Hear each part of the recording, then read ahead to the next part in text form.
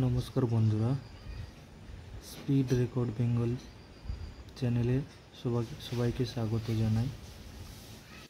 আজকে আপনাদেরকে এমন একটি শেয়ারের কথা বলবো যেটা নাম জি এন্টারটেনমেন্ট এন্টারপ্রাইজ, সংক্ষেপে ঝিল। এটা আজকে খুব বেশি বাড়েনি, কিন্তু এই শেয়ারটার ফান্ডামেন্টাল খুব স্ট্রং।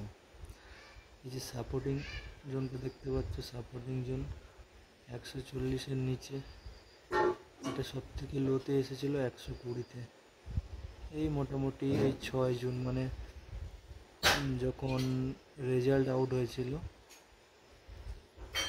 ভোটের যে ইলেকশনের রেজাল্ট আউট হয়েছিল, সেই দিনে সব থেকে লো হয়েছিল এটা। এরপর থেকে এটা খুব বেশি যায়নি, 165 পর্যন্ত গেছে, দেখতেই পাচ্ছেন 167 পর্যন্ত গেছে। এরপর ধীরে ধীরে শেয়ারটা আবার 144, 45, 46, 150 পর্যন্ত গেছে।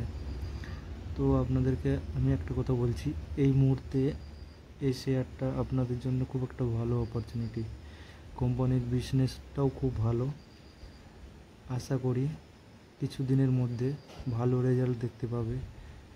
টার্গেট 240 থেকে 260-এর মধ্যেই দেখতে পাবে। তবে একটা কথা বলে রাখি, এটা শুধু এডুকেশন পারপাসের জন্য। কোন শেয়ারটা কিনবেন, কোনটা বাই করবেন, সম্পূর্ণ নিজের মতামত।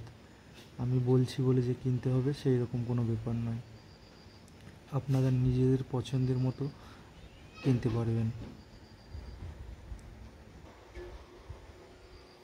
বর্তমানে এটার মার্কেট ক্যাপ আছে প্রায় 13,697 কোটি টাকার মতো, এবং প্রফিটের ক্ষেত্রে দেখা যাচ্ছে এটা জুন 2023-এ কোম্পানি একটু লসে চলেছিল, কিন্তু সেপ্টেম্বরের পর থেকে ধীরে ধীরে কোম্পানির প্রফিটটা অনেকটা বেশি বেড়েছে।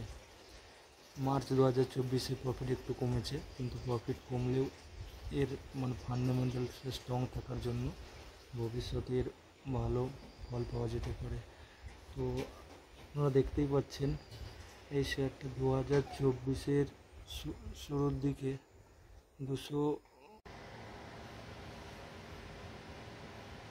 3 জানুয়ারি 2024-এ 290 টাকা পর্যন্ত ছিল স্টকটা।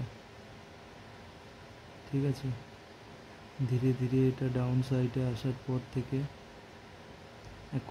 এখন যদি 120-র নিচে নেমে যায়, সেক্ষেত্রে আমার মতে বাই না করা উচিত।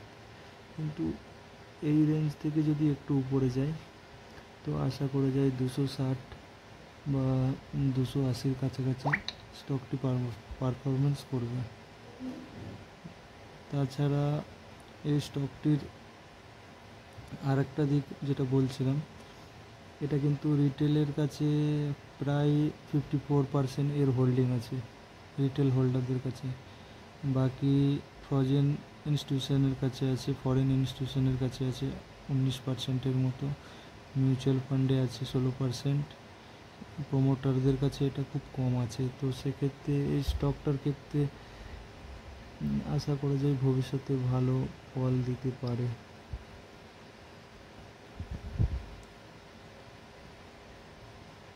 এরপরে আমি যে স্টকটা দেখাচ্ছি, হ্যাঁ বন্ধুরা, এটা হচ্ছে বন্ধন ব্যাংক।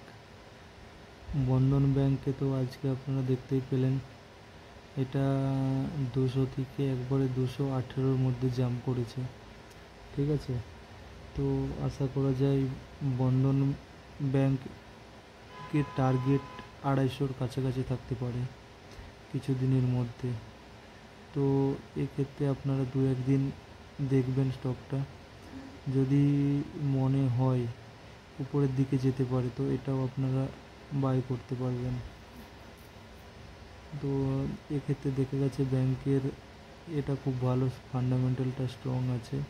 কী কারণে এটা ডাউন হচ্ছে আপাতত বলা সম্ভব হচ্ছে না, কিন্তু আশা করা যায় বন্ধন ব্যাংক যথেষ্ট একটি ভালো শেয়ার। ধৈর্য, পেশেন্ট রাখুন, অবশ্যই ভালো হবে ভবিষ্যতে। ঠিক আছে, নমস্কার বন্ধুরা, আশা করি আমার ভিডিওটা ভালো লাগলে আপনারা সকলে সাবস্ক্রাইব লাইক করবেন এবং অন্যদেরকে শেয়ার করবেন।